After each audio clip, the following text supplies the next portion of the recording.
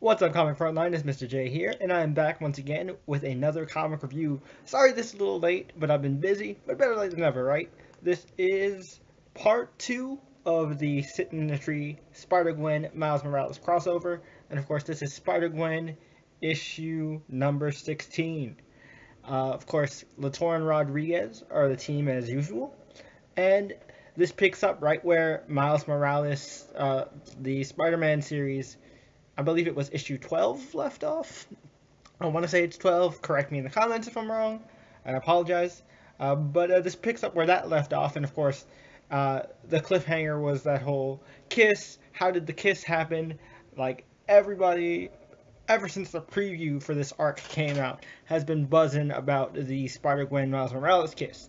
Now, this issue itself kind of more deals with Miles and Gwen interacting and kind of bonding, and I like this a lot, actually. This was a very well handled issue because we get to see Miles and Gwen interact and really kind of form a connection. And why they form a connection here? Because of what Miles has to deal with.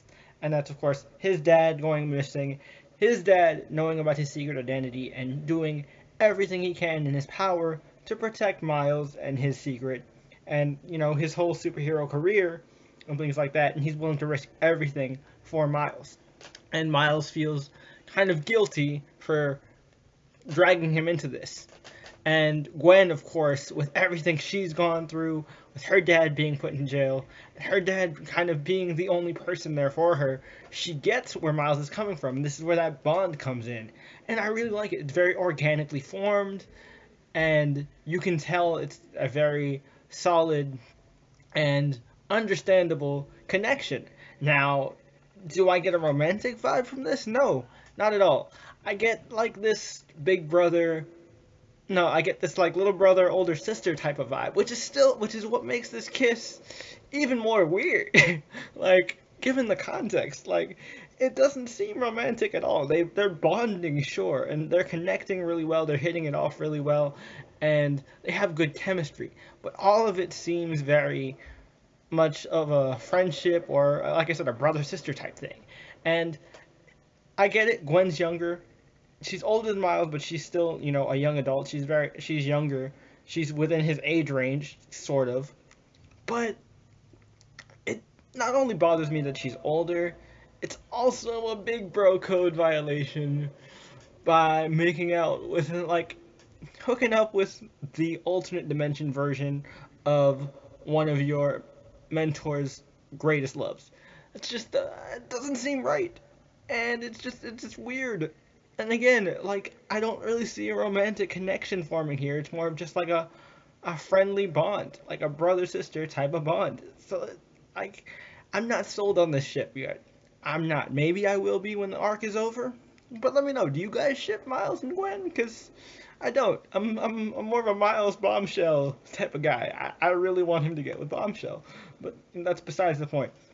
So basically, Miles explains what's going on, why he's here, and Gwen decides to help him out. And they, of course, bump into Matt Murdock, who, again, explained, if you haven't been reading Spider-Gwen, that Gwen's powers, she doesn't have her powers anymore, and in order for her powers to work, quote unquote, she has to get these, like, radioactive isotopes from Matt Murdock, who supplies them to her in order for her to maintain her Spider Woman kind of activities.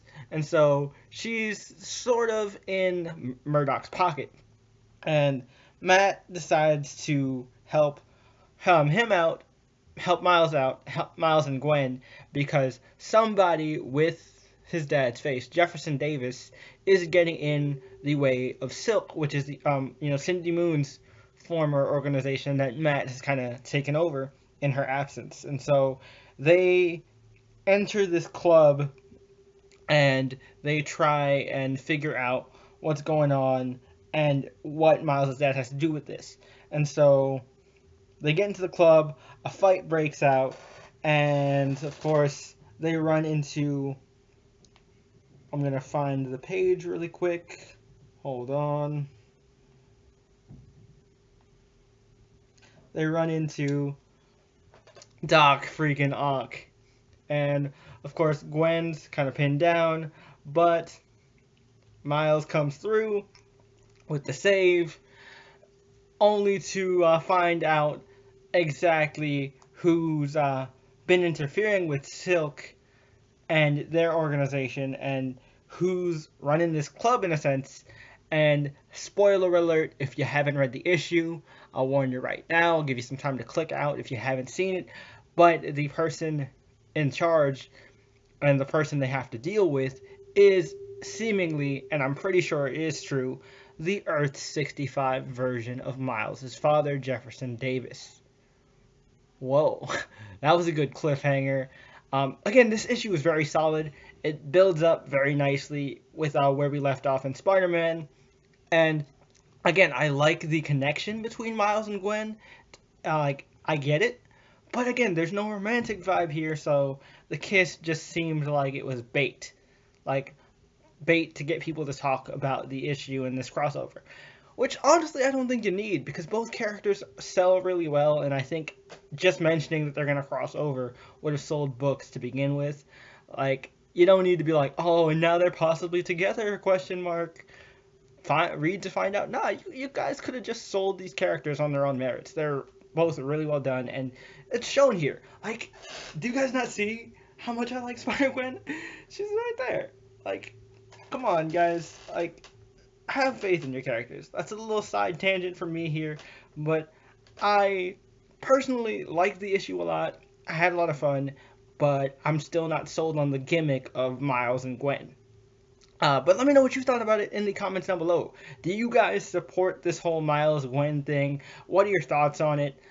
Let me know in the comments. As always, don't forget to subscribe to Comic Frontline if you haven't already. Leave this video a like to let us know you enjoyed it. And if you like what I do here on Comic Frontline, I do a lot of similar stuff on my own individual channel, Mr. J's Comic Reviews. So in case you haven't checked that out, go ahead and go to the Comic Frontline main page, and my channel should be listed on the side there with all the other members' individual channels.